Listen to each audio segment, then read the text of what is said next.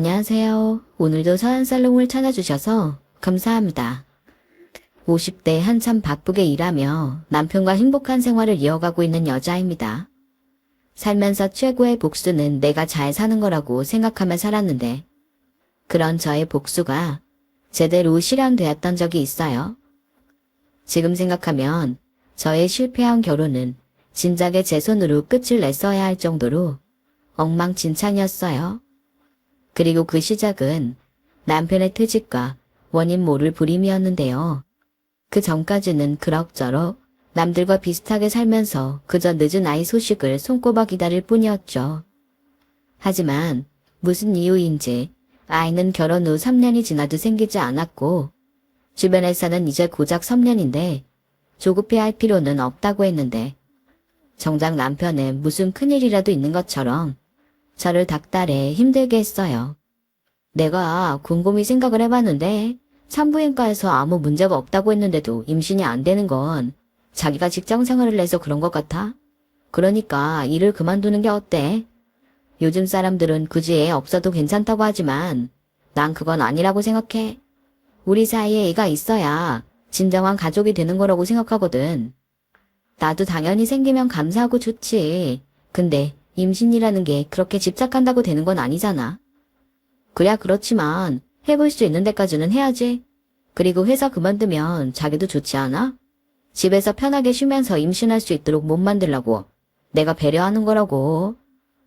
그래도 우리가 그렇게 여유가 많은 것도 아닌데 내가 갑자기 일을 그만두면 당신 혼자 괜찮겠어?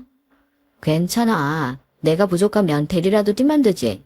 그러니까 자기는 내일이라도 당장 사표 내. 알겠지? 저는 남편의 말이 솔직히 불안했어요. 하지만 그때 당시 제 나이가 35을 넘어가고 있었고 산부인과에서는 저에게 당장 오늘 임신을 해도 저는 고령 임산부라고 해서 우선은 남편 말대로 아이를 갖는 건 우선으로 하기로 했어요. 하지만 1년이 지나고 3년이 지나도 임신이 되지 않았어요. 그리고 횟수가 지날수록 저는 남편 눈치를 보게 되었고 남편은 점점 저에게서 멀어지기 시작했죠.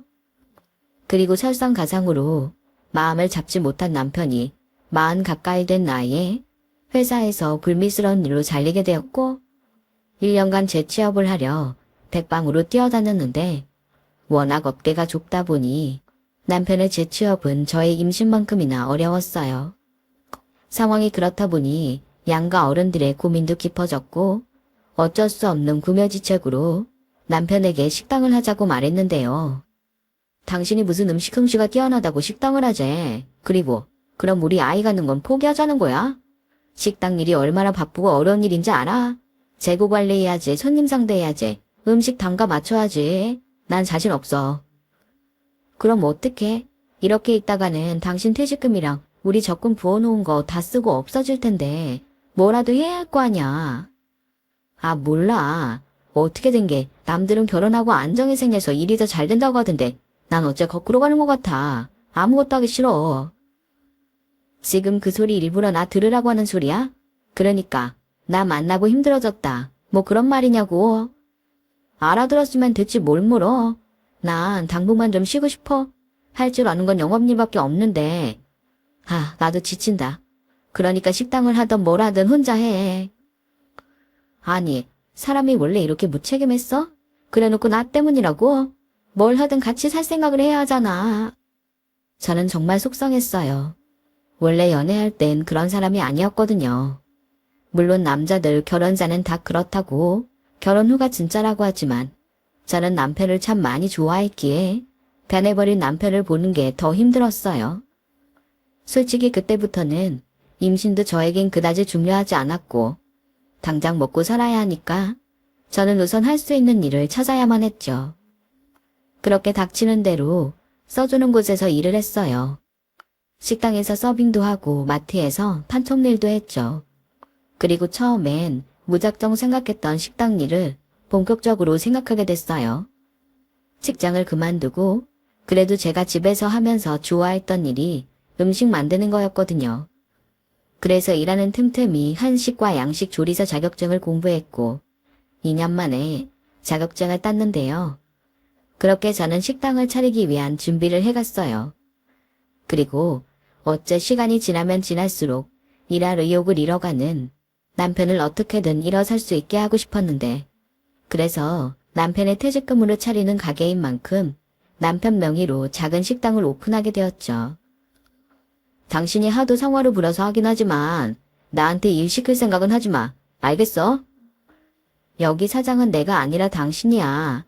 주방 일은 내가 도맡아서 할 테니 당신은 홀에서 음식 서빙이랑 계산하고 청소도 해야지. 뭐? 사장이라고 해놓고 지금 그런 잡일을 나더러 하라는 거야? 그럼 어떡해. 우리 형편에 직원을 쓸 수도 없는데. 그리고 당신도 하다 보면 일도 손에 익을 거고 돈 버는 재미에 잘할 수 있어. 당신 영업하면서 사람 상대하는 거 잘하잖아. 내가 왜 잘렸는지 몰라서 그런 말 하는 거야? 그놈의 사람 때문이잖아. 아, 몰라. 장사가 얼마나 잘 될지 모르지만 당신이 하자고 한 거니까 당신이 알아서 해. 대신 카운터에는 앉아 있을 거야. 참 한심하죠. 나이가 몇인데 저런 소리를 하는지. 그런데 그때는 저도 참 한심했어요. 제가 열심히 하면 남편도 따라올 거라고 생각했거든요. 그렇게 장사를 시작한 지 한 달이 지났어요. 그리고 생각보다 점심 장사도 저녁 장사도 시원치 않아 저는 당황할 수밖에 없었는데, 무슨 자신감인지 저는 식당을 시작만 하면 그래도 우리 두 식구 걱정 없이 살 정도는 될 거라고 믿었던 게 문제였어요. 제가 너무 식당을 만만하게 생각한 거였죠. 그래서 그 뒤엔 무엇이 문제인지 생각하고 또 생각했어요. 규모는 작았지만 나름 직장인들이 많이 모인 빌딩 상가라 제대로 홍보할 생각을 하지 않았는데, 그 이유인가 싶어 전단지를 만들어 뒤늦게 홍보에 열을 올렸는데, 그렇게 발로 뛰다 보니 알게 된 사실이 하나 있었어요. 기존에 있는 식당들이 맛도 맛이지만 직장인들 주머니를 생각해 가격을 많이 낮추고 있더라고요. 게다가 그런 가격인데도 단찬이며 메인 음식이 꽤 잘 나왔는데, 이러니 저희 가게는 경쟁력이 떨어질 수밖에 없었다는 사실을 알게 되었어요.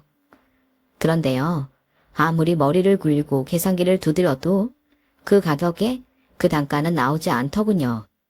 무슨 요술방망이라도 있는 것도 아닐 텐데 답답하기만 하더라고요. 그리고 사람 마음이 다 그런 건지 어떻게든 장사를 해보겠다고 발을 동동거리는 저와, 반면 자기 일 아니라는 듯 카운터에서 태평하게 TV만 보는 남편을 보니 부하가 치밀었고, 그렇게 매일을 다투기만 했어요. 아니, 난 속이 타서 죽겠는데 어떻게 자기는 TV만 보고 있어? 왜 가만히 있는 나한테 시비야? 그러게 내가 식당 아무나 하는 거 아니라고 했잖아. 지금이라도 보증금이라도 챙기게 접어. 접자고? 그럼 무슨 대책이라도 있어? 당신이 다시 어디 취직이라도 할 거냐고. 너 말 이상하게 한다. 지금 나더러 돈 못 벌어 온다고 바가지 긁는 거야? 벌 생각도 없으면서 무책임한 소리나 하니까 그렇지. 그래놓고 나더러 애를 가지라고? 지금은 애가 없는 게 천만 다행이야. 너 말 잘했다. 만약에 우리 사이에 애가 있었다면 나도 이렇게 손 놓고 있지는 않았을 거야. 애 생각해서 무슨 일이라도 했겠지. 근데 지금은 그럴 이유가 없잖아. 내가 널 위해서 밖에서 색 빠지게 일해야 해? 저는 그 순간 남편에 대해 갖고 있던 모든 감정을 내려놓았어요. 그래도 남편이라고 치근하게 생각했던 마음이 많았는데 그런 마음조차 아깝다는 생각이 들더라고요. 그래서 어쩔 수 없이 저는 얼굴에 철판을 깔고 동네에서 장사가 제일 잘 된다는 식당을 무작정 찾아갔어요. 그리고 다짜고짜 무릎을 꿇고 도와달라고 사정을 했어요. 어머, 이봐요. 지금 남의 식당에서 뭐 하는 거예요? 보자하니 새로 오픈한 식당 주인 같은데 이건 아니지. 경찰에 영업방해를 신고하기 전에 나가요. 제발 도와주세요. 저 식당 문 닫으면 길바닥에 나 앉아 해요. 저한테는 지금 식당에 유일하게 목구멍에 풀칠할 수 있는 희망이에요. 아니, 희망이나마나 왜 그런 소리 여기서 하냐고요. 나하고 무슨 상관이라고. 그리고 염치가 있어야지. 나 이 동네에서만 20년 넘었는데 그런 내 노하우를 식당 연지 한 달밖에 안 된 당신한테 알려줄 것 같아요? 그러다 손님 뺏기면 누구 손인데. 정말 죄송합니다. 저도 오직 절박하면 여기까지 와서 이런 부탁을 하겠어요. 저 그냥 남편이랑 둘이 먹고 살 만큼만 벌면 돼요. 욕심 없어요. 와서 일 거들라고 하면 매일 와서 일도 거들게요. 뭐든 할 테니 제발 제가 어떻게 하면 좋을지 알려주세요. 제발 부탁입니다. 거참 끈질기네. 어차피 내가 그쪽한테 뭘 알려줘도 이미 여긴 단골이 다 형성돼서 다른 업체 끌어들이지 않는 한 아주막하기는 힘들어요. 청사를 하려면 충분히 알아보고 덤벼야지. 그리고 이건 먼저 식당 한 사람이라 말해주는 충고인데 물가는 오르지만 여기 음식값을 못 올리는 게 여기 바닥이에요. 그 가격에 음식 단가랑 똑같은 맛 유지하려면 얼마나 어려운지 알아요. 어설프게 여기서 이러지 말고 빨리 나가요. 다음에 또 찾아오면 그때는 소금 한 바가지 뿌릴 테니 그럴 줄 알아요. 그 동네에서 장사가 가장 잘 된다는 식당 주인분은 참 무섭고 냉정했어요. 하지만 입장을 바꿔 생각하면 그 주인분의 행동은 너무나도 당연하다고 생각했고 절박한 저는 그 뒤로 매일 그 식당을 찾아갔어요. 소금 바가지를 맞아도 어쩔 수 없다고 각오했죠. 그렇게 보름 넘게 매일 그 식당에 출근 도장을 찍었어요. 처음엔 저를 내쫓기 바빴던 사장님도 일에 지쳤는지 돈 내고 점심을 먹겠다는 저를 말리지 않았고 저는 그곳에 저렴하면서도 맛있는 음식들을 종류별로 먹어보며 그저 감탄만 할 수밖에 없었는데 어느 날은 울컥 눈물이 터져 나왔어요. 아무리 노하우를 배운다고 해도 이 가격의 이 맛은 죽었다 깨도 못 만들겠다는 생각이 들었어요. 그리고 남편까지 협조하지 않는데 무슨 용기로 덜컥 식당을 차렸는지 그제야 저의 현실이 얼마나 무섭고 냉혹한지 알겠더라고요. 아니, 왜 밥 먹다가 울어요? 나 참, 살다 당신 같은 사람은 처음이네요. 사장님, 음식이 전부 다 맛있어요. 먹어보니까 알겠더라고요. 사장님이 그동안 얼마나 노력하셨는지. 죄송해요. 알아주니 고맙기는 한데, 그래서 식당 접으려고요. 글쎄요, 하루하루 손해를 보는 실정인데 문 닫는 것도 손해라 어떻게 해야 할지 모르겠어요. 남편은 뭐래요?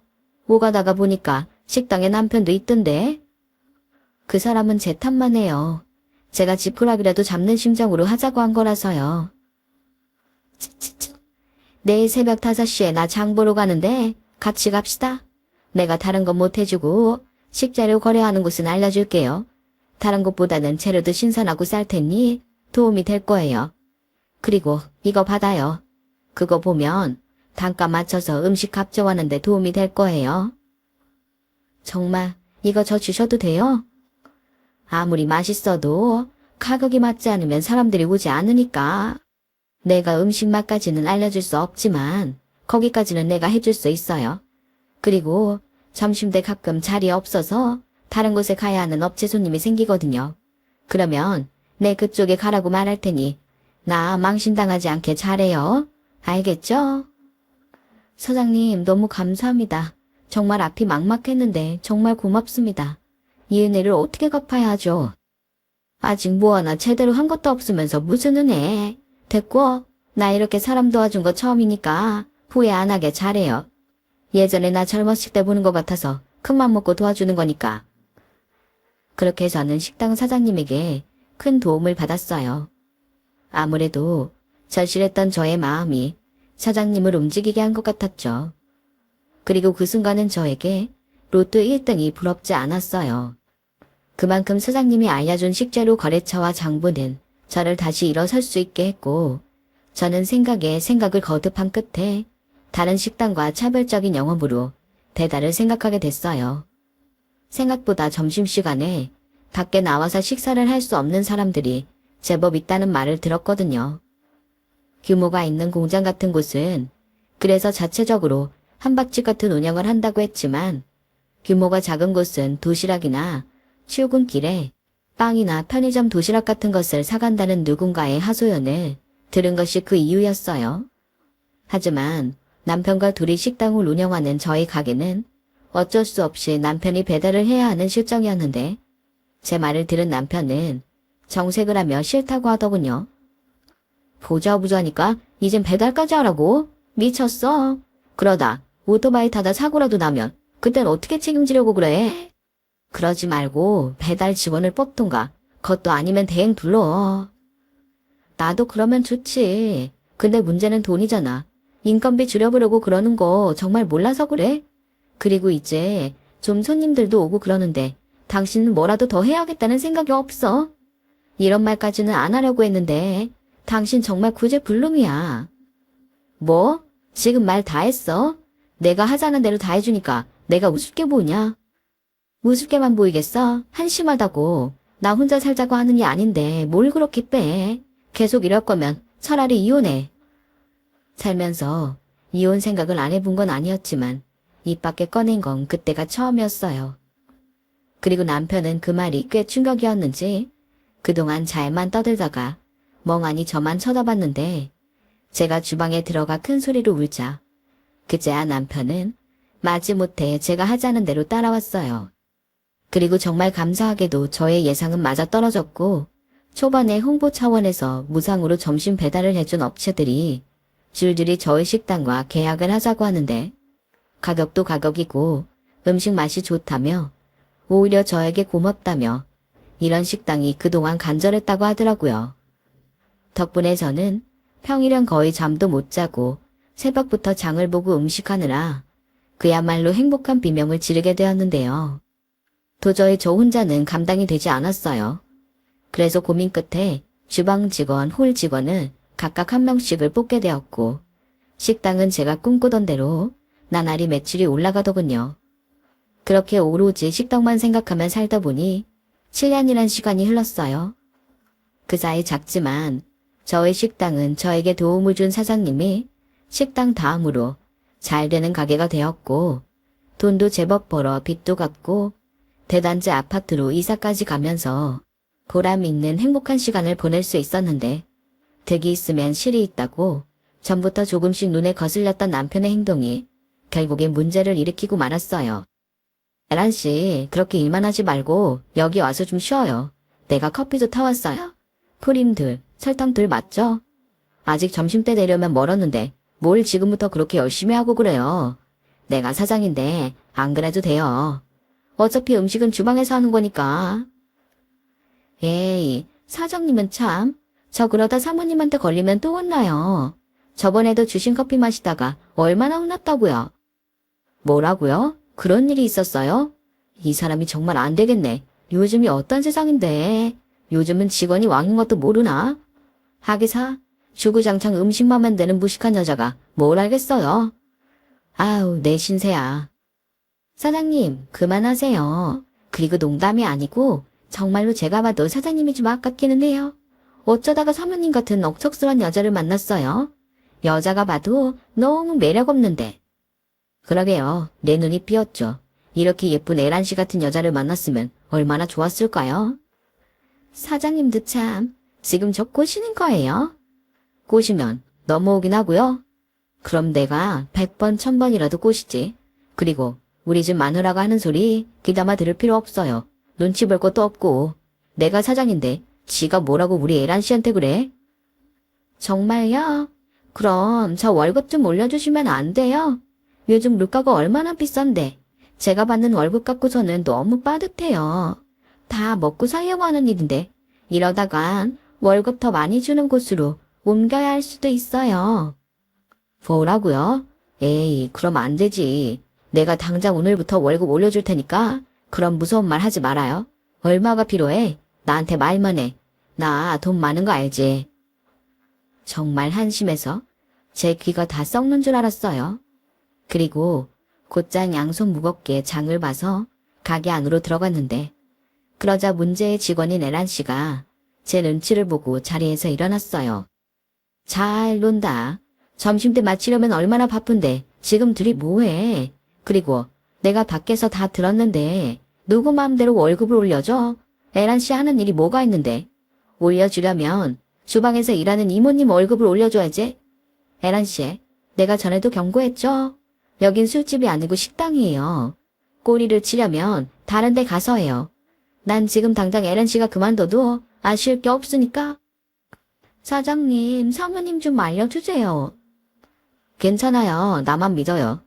당신 지금 뭐 하는 거야? 당신은 뭔데 우리 에란 씨한테 술집 가서 꼬리치라고 해? 잊었나 본데 여기 명의는 내 거야. 내가 사장이라고. 나 참 기가 막혀서 내가 그렇게 발 동동거리면서 같이 하자고. 당신이 사장이니까 책임감을 갖고 하자고 할 땐 딴소리 하더니 이젠 돈 좀 버니까 당신이 여기 사장이야? 제발 염치 좀 챙겨라.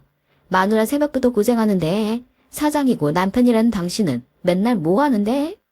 카운터에서 돈이나 받고 종업원이랑 바람필 국민은 아냐? 더 끌어온 줄 알아라. 둘 다 내 가게에서 쫓겨나기 싫으면 알아서 해. 알겠어? 에란 씨는 가게에 들어온 지 이제 겨우 한 달이 넘은 저보다 6살이 어린 종업원이었어요. 옷차림도 화장도 첫인상이 참 별로였는데 이혼하고 홀어머니와 함께 힘들게 살고 있다고 하도 사정을 해서 받아준 것이 이렇게 제 발등을 찍을 줄은 몰랐죠. 그날 이후 에란 씨는 믿는 구석이 있다는 듯 식당을 그만뒀어요. 그리고 에란 씨가 그만둔 뒤 남편은 사장인 자기 체면을 구겼다며 더 이상 식당에 나가지 않을 테니 저에게 알아서 하라고 했는데 애도 아니고 유치해서 알았다고 했네요. 그러면서 드는 생각이 남편 체면 살려주려고 식당이며 아파트, 자동차까지 죄다 남편 명의로 해줬는데 그거 믿고 나대는 것 같아서 명의를 바꿔야겠다고 생각했어요. 하지만 워낙 하루 24시간이 바빴던 저는 남편과 에란 씨의 부재로 더욱 정신이 없었고 직원을 뽑기까지 정말 힘들었는데 그렇게 사람 2명을 더 뽑고 나서 좀 여유가 찾아오나 싶더니 남편이 식당으로 들어왔어요. 뭐야, 이제 여기 안 나오겠다며. 내가 가만히 참으려고 하니까 너무 억울해서 왔다. 이 식당이 잘 되는 게 당신은 전부 당신 덕인 것 같지? 근데 아니야. 나는 뭐 놀았어? 놀았잖아. 당신이 뭘 했는데 사사건건 내가 하자는 건 전부 싫다고 하면서 핸드폰 게임이나 하고 TV만 봤잖아. 이거 왜 이래? 내가 배달했잖아. 오토바이 운전 얼마나 무서운 줄 알아? 내가 이 가게에 목숨 걸고 살렸다고. 뭐? 뭘 걸어? 정말 말을 말자. 어차피 에란 씨 여기 그만뒀고 사람도 새로 뽑았어. 그리고 앞으로는 절대 젊은 여자는 뽑지 않을 거니까 그런 줄 알아. 내가 정말 다른 사람 보기 창피해서 못 살겠다. 그래, 나도 마찬가지야. 그러니까 이만 당신이 나가. 뭐? 지금 뭐라고 했어? 여기 내 가게잖아. 잊었어? 내 퇴직금으로 차린 내 가게. 그러니까 좋게 말할 때 이혼 서류에 도장 찍고 나가. 나는 이제부터 에란이랑 새 인생 살 거니까. 결국 둘이 작정을 하고 날 내보내겠다는 거야? 훅 끼고 있어. 내가 왜? 나는 절대 그럴 수 없어. 내가 이 가게를 어떻게 꾸렸는데? 법대로 해. 난 하나도 무섭지 않으니까. 그리고 에란 씨도 그래. 다 늙은 유부남 꼬셔서 팔자 고칠 생각인가 본데 내가 둘이 쌍으로 엿먹여줄 테니까 그런 줄 알아. 지금도 봐. 무능한 당신 믿고 여기 나타나지도 않잖아? 누가 무능해. 그리고 우리 에란이가 뭐가 무서워서 내 뒤에 숨어? 에란아, 들어와. 얘기 다 끝났어. 그리고 인사해. 새 안주인이 직원들한테 정식으로 인사해야지.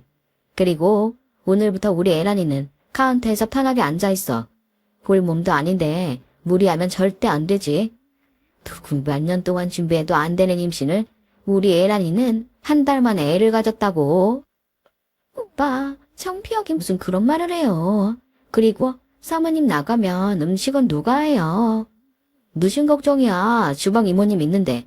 우리 에란이는 이제 나 아무 걱정하지 말고 행복하게 살 생각만 해. 내 앞으로 차도 있고 아파트도 있는 거 알지? 내가 빨리 정리해서 우리 에란이 정식 사모님 만들어줄 테니까 오빠만 믿어. 자, 들었지? 그러니까 억척스럽고 애도 못 갖는 당신은 내 인생에서 꺼져. 저는 남편의 독한 말보다 에란 씨가 임신을 했다는 것이 더 충격적이었어요. 그리고 에란 씨는 아직 나오지도 않은 자신의 배를 쓰다듬으며 저를 꼴찌 못하는 듯 쳐다보는데 상황이 상황인 만큼 저는 이성줄을 놓고 말았어요. 저의 피와 땀으로 만든 식당을 제 손으로 때려 부셔버린 건 물론이고 이 모든 문제의 원인인 남편을 봐줄 수 없어서 남편 얼굴에도 한껏 손을 올려붙였죠. 그리고 그런 남편과 노란한 그 여자도 가만둘 수 없어 있는 힘껏 머리채를 잡았는데 그러자 남편 눈이 돌더군요. 뭐 하는 짓이야? 임신한 사람한테 어디 감히 손을 대? 미쳤어? 그래, 미쳤다? 이런 상황에서 안 미치면 그게 사람이냐? 어떻게 당신이 나한테 이럴 수가 있어? 이거 내가 좋게 좋게 끝내려고 했는데 안 되겠네. 이마들. 이 여자 이제 우리 식당이랑 아무 상관없는 사람이니까 밖으로 끌어내요. 내 말 안 듣는 사람은 내일부터 우리 식당에 오지 않는 걸로 알 테니 그렇게 알고. 남편은 제 손으로 뽑은 직원들에게 으름장을 놓듯 말했어요. 그러자 난처한 듯 직원들이 눈치를 살폈고 결국 저에게 죄송하다고 말을 하더니 이내 저를 식당 밖으로 끌고 나갔는데요. 정말 순식간에 일어난 일에 저는 억울하다 못해 실상원 듯 미친 사람처럼 웃고 말았고 어디서 소식을 들으셨는지 예전 저에게 도움을 줬던 사장님이 한 걸음에 뛰어와 저를 일으키며 식당 문 앞에서 큰 소리로 남편에게 욕을 한 바가지 쏟아내셨어요. 감사하긴 했지만 그런다고 달라질 건 아무것도 없었죠. 그렇게 저는 바보처럼 모든 걸 뺏기고 긴 이혼 소송에 들어갔어요. 이혼을 할 때 하더라도 제 몫은 챙겨 나와야겠다는 생각밖에 없었으니까요. 하지만 믿었던 법도 완전한 저의 편은 아니었어요. 그 많은 재산을 거의 저 혼자 벌다시피 했는데 법으론 명의가 참 중요하더라고요. 결국 저는 재산 분할과 위자료를 모두 포함해 1억을 남편에게 받았어요. 저는 다 필요 없고 그 식당만이라도 넘겨받길 원했는데 남편이 바보가 아닌 이상 절대 식당을 내어줄 리가 없었죠. 그렇게 저는 시리에 빠지고 말았어요. 열심히 살아봤자 뭐하나 그런 생각이 들었거든요. 그리고 삶의 의욕마저 잃어 먹지도 못하고 잠도 자지 못했는데요. 모든 것이 저에겐 지옥 같은 생활이었어요. 그 사이 남편은 저와는 무관하게 계속 식당 운영을 이어갔고 저를 도와주신 사장님이 저 대신 복수를 하겠다며 소개해준 식자재 업체에 물건을 주지 말라고 하셨다는데 남편이 언제 그쪽 사장과 친분을 쌓았는지 그쪽에서 자기 장사하는 건데 그럴 수 없다고 했나 봐요. 그리고 설상가상으로 저의 이혼에 충격을 받은 친정 부모님은 병원 신세까지 지면서 상황이 더 악화되었죠. 그렇게 궁지에 몰리니 나만 없으면 모든 것이 다 해결될 것 같은 바보 같은 생각이 들었어요. 하지만 한편으로는 이렇게 끝내고 싶지 않다는 생각도 했던 저는 길을 잃고 1년 넘게 친정에도 가지 못하고 당황했는데요. 머릿속에 오로지 남편과 그 여자에 대한 복수만 생각하던 제 자신이 불쌍했어요. 어차피 행복한 결혼 생활도 아니었고 남편에 대한 미련도 없는데 이렇게 된 거 이제라도 만족스러운 생활을 하면 좋겠다는 생각을 하게 되었죠. 그런데요. 그렇게 조금 일어나려고 힘을 내고 있는데 남편이 불쑥 저를 찾아와 말도 안 되는 소리를 하더군요. 저기 잘 지냈어? 나 때문에 많이 힘들어한다며. 그래서 뭐 확인하고 싶어서 여기까지 왔니? 다 뺏어놓고 어떻게 지내나 궁금해. 그런 거 아니야. 그리고 나도 엄청 고민하다 힘들게 왔어. 그게 말이지. 우리 식당이 요즘 좀 곤란해졌어. 자기가 식당을 나가고 주방 이모님이 나랑 일 안 한다고 바로 그만두셨거든. 그래서 음식 맛이 변했다고 말이 돌았는데 그래도 어떻게든 고비를 넘기면서 운영을 했었거든. 근데 업체들이 재계약을 안 하겠다고 해서 우리 애란이가 나 일도 아니야. 당장 갓난아기도 있는데 수입이 줄게 생겼으니 불안한가 봐. 그래서 뭐 본론이 뭔데? 그게 있잖아. 당신이 우리 식당 주방일 좀 해주면 안 돼? 내가 이렇게 부탁할게. 월급도 넉넉하게 챙겨주고 애란이 보는 거 힘들면 식당에 나오지 말라고 할게. 어차피 애 보느라 식당에 나오지도 않아. 제발 부탁이야. 나 좀 살려줘. 정말 웃긴다. 여기까지 왔다는 건 식당이 거의 망하기 일보 직전 같은데 내가 왜? 원래 알긴 했지만 당신 참 뻔뻔하다. 그리고 얼마나 머리가 안 돌면 그런 말을 나한테 해? 내가 그래 월급 많이 주면 할게 라고 말할 것 같았니? 막말로 자기도 지금 힘들잖아. 당신도 벌고 나도 벌고 우리 서로 윈윈하자는 건데. 윈윈 같은 소리 하네. 꺼져. 너야말로 내 인생에서 제발 꺼져. 사람이 참 간사하죠. 남편이 힘들어하는 모습을 보니 저는 전에 없던 의욕이 생겼어요. 그리고 보란듯이 잘 살겠다는 각오를 다지게 됐고, 저는 고민 끝에 할 줄 아는 건 음식 만드는 일뿐이라 이번엔 한식이 아닌 양식을 처음부터 차근차근 하고 싶었어요. 그래서 프렌치 레스토랑에서 밑바닥부터 일을 시작했는데, 처음엔 나이도 많고 경험도 없는 저를 쓰라는 사람이 없어 힘들었지만, 이번에도 간절한 저의 마음이 저의 살 길을 열어주었죠. 그리고 뜻밖의 인연도 만나게 되었어요. 제가 늦은 나이만큼 일에 대한 욕심이 많다 보니 그걸 좋게 본 제 또래의 오너 셰프님이 저에게 조금씩 관심을 보이기 시작했거든요. 하지만 남자라면 치를 떨었던 저는 알면서도 셰프님의 마음을 외면했고, 나중엔 서로 껄끄러워지면 안 될 것 같아 기회를 틈타 제가 겪은 최악의 결혼 생활을 모두 털어놓게 되었어요. 남자에 대한 기대도 없고 한 번 당한 배신이 트라우마가 되어 더는 누구도 만나고 싶지 않다고요. 저는 일만 열심히 하고 싶다고 말했는데 제 말을 모두 들은 셰프님은 그저 알겠다고 하셨어요. 그리고는 걱정했던 것과 달리 예전처럼 저를 똑같이 대해주셨는데, 제가 하나라도 더 배우고 싶어 한다는 걸 아는 셰프님이 먼저 퇴근 후 재료 손질과 음식 만드는 법 등을 차근차근 알려주셨어요. 참 고맙기도 하고 또 죄송하기도 했던 순간이라 저도 모르게 툭 하고 어떤 말이 나갔는데, 그 말이 불러온 파장은 제 인생을 조금씩 바꿔놓았어요. 저기 셰프님, 궁금한 게 있어요. 뭔가요? 제가 처음 여기에서 일하고 싶다고 할 때 저 왜 뽑아주셨어요? 다른 가게들은 제가 나이도 많고 경험도 없어서 안 된다고 했는데. 간절해 보였어요. 그리고 명선 씨가 참 일을 좋아하는 사람같이 보였고요. 제가 이래봬도 사람을 잘 봐요. 아, 그러셨구나. 고맙습니다.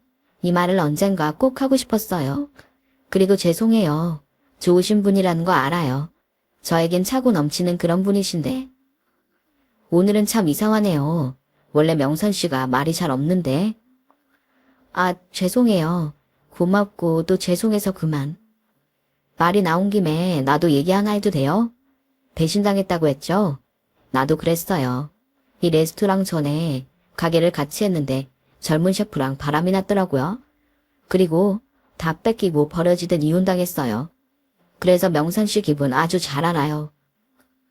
정말요? 그런 경험이 있으신 줄 몰랐어요. 당연하죠. 지금도 저희 부모님 말고는 아무도 몰라요. 내가 말을 안 했거든요. 이젠 명선 씨가 유일하겠네요. 왜 저한테는 그렇게 잘해주세요? 좋아하니까요. 명선 씨가 남자는 질색이라고 해서 더는 손 내밀 수 없지만 좋아하는 마음은 자유잖아요.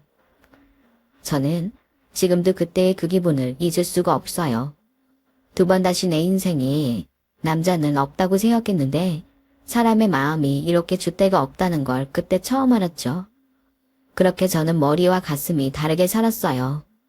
자꾸만 셰프님에게 가는 마음을 아닌 척하고 일을 했는데 결국 정신이 딴 데 파여 그런지 칼에 손이 베이는 사고를 치고 말았고, 음식하는 사람이 칼에 손 베이는 일은 그다지 대수롭지 않은 일이라 알아서 응급조치를 하고 있는데, 반쯤 넋이 나가서 저를 찾는 셰프님을 보고 더는 이 남자를 밀어낼 수 없겠다는 생각을 하게 됐어요. 그렇게 저는 새로운 인연으로 다시는 없을 것 같은 사랑을 받는 여자가 되었어요. 비밀로 연애를 이어가는데 이게 참 스릴 있고 재밌더라고요.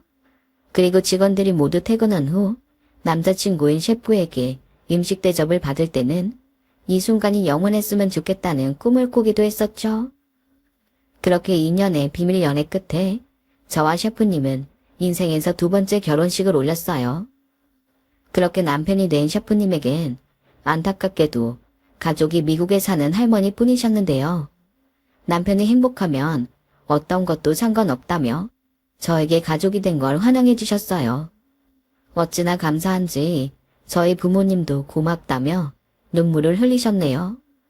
그리고 연애를 하면서도 모르고 있었는데 남편은 집은 물론이고 건물까지 있는 꽤 재력가였고 저에게 이 사실을 알리면 부담스럽다며 도망갈 것 같아 말하지 못했다고 했는데 솔직히 돈 싫어하는 사람이 어딨겠어요. 하지만 얼떨떨한 그 기분은 도무지 숨길 수가 없더군요. 그래도 확실한 건 그 돈은 남편이 힘들게 노력해서 번 돈이라는 것이었어요. 저는 그런 남편의 재력이 아닌 성실함에 또 한 번 반했고 무조건 그 사람에게 도움이 되는 아내가 되고 싶다고 생각했는데 그런 저의 마음이 남편에게 잘 전달이 되었는지 저희 둘은 하루하루가 감사하고 행복하기만 했어요. 그러면서 자연스럽게 전 남편과 있었던 억울함도 보상받듯 떠올리지 않게 되었고 복수 생각도 사라졌는데요. 그렇게 5년이 흐르면서 저와 남편은 늦은 나이였지만 아이까지 낳게 됐어요. 그동안 저는 제가 불임이라고 생각했는데 그게 아니더라고요. 이유가 어쨌든 저는 기다리던 아이 소식에 남편의 권유로 당분간은 일을 쉬고 태교에 전념하기로 했는데 사람의 인연이란 알 수가 없다고 오랜만에 찾은 남편의 레스토랑에서 저는 뜻밖의 사람을 만나게 되었죠. 그 사람은 바로 저를 비참하게 짓밟은 전 남편이었는데 지금의 저의 남편이 일을 하는 레스토랑 건물의 청소를 맡은 인력업체 사람이 되어 있더군요. 자기야, 몸도 힘든데 여기까지 뭐하러 왔어? 집에만 있으니까 너무 답답하고 심심해서? 나도 주방에서 일하면 안 돼? 헤이, 지금 입덧 때문에 힘들잖아. 주방은 절대 안 돼. 그럼 나 다른 거라도 할게. 자기한테 도움이 되고 싶어. 뭐야, 자기는 그냥 존재만으로 나한테 도움이 되는 거 정말 몰라? 근데 청소하시는 분 바뀌었네? 먼저 해주시던 분이 퇴직하게 되셨나 봐. 연세도 있으셔서 걱정이 하는데 잘 됐지. 저분은 오신 지 얼마 안 됐는데 그럭저럭 일은 잘하셔. 순간 저는 전 남편과 눈이 마주쳤어요. 아무래도 저의 등장과 예상치 못한 저의 모습에 많이 놀란 듯 입이 떡 벌어져서는 사색이 되어 저를 쳐다보는데 이내 자기 꼴이 창피했는지 도망치듯 자리를 피했어요. 그도 그럴 게 저는 남편이 챙겨주는 명품 옷에 명품 가방을 들고 있었지만 전 남편이란 사람은 초라한 청소부 옷차림에 마대자루를 쥐고 있었으니 어찌 보면 자리를 피하고 싶은 마음은 당연한 거였죠. 그런데요. 너무 황급하게 도망을 가서인지 전 남편은 그만 자기가 들고 있는 마대자루를 밟아 미끄러졌는데 하필이면 바로 앞이 계단이라 요란한 소리를 내며 구르는 사고가 나고 말았어요. 그 소리에 놀란 남편과 저는 황당하게도 전 남편을 데리고 병원을 찾았고 그 사람의 가족인 상간녀 에란 씨에게 연락을 하게 되었죠. 상황이 이렇게 되니장 더는 말하지 않는 것도 웃긴 것 같아서 저는 남편에게 전 남편의 정체를 알리게 됐어요. 그러자 깜짝 놀란 남편은 한동안 아무 말도 없었는데 그 사이 아직 어린 남자아이를 안고 달려온 에란 씨가 저를 보고 귀신이라도 본 듯 놀라더라고요. 남편이 먼저 그 여자에게 다가가더군요. 저희 아내한테 얘기 다 들었어요. 전 남편이 청소 일을 할 줄은 생각도 못한 일이라 저희 건물 청소 일을 맡기게 됐네요. 기차 서로 얼굴 보기 불편할 테니 제가 업체의 말에 근무지를 바꾸도록 하겠습니다. 오늘 병원비는 제가 부담할게요. 골절이 의심된다고 하니 한동안은 고생을 하실 것 같습니다. 그럼 저희는 바빠서 이만 가볼게요. 가자 자기야. 홀몸도 아닌데 자기도 오늘 너무 무리했어. 아니야. 괜찮아. 그리고 오랜만이에요, 에란씨. 그 애가 그때 뱃속에 그 애인가 봐요. 나는 보다시피 덕분에 잘 살고 있어요. 이제 더는 원망하지 않으니까. 부디 저 사람이랑 행복하길 바래요. 지금 뭐 하는 거예요? 사람 놀리는 거예요? 고자하니 남들 잘 만나서 신세 꽂힌 것 같은데 잘난 척 그만해요. 누군 저런 남자 만나고 싶어 만났나? 아, 짜증나. 왜요? 그렇게 좋다고 다 뺏어갈 땐 언제고. 아무튼 그땐 나도 참 분하고 억울했는데 저런 쓰레기 같은 남자 기꺼이 데려가줘서 정말 고마워요. 그리고 이건 정말 높아심에 하는 말인데 그 아이 저 사람 아이 맞긴 하죠.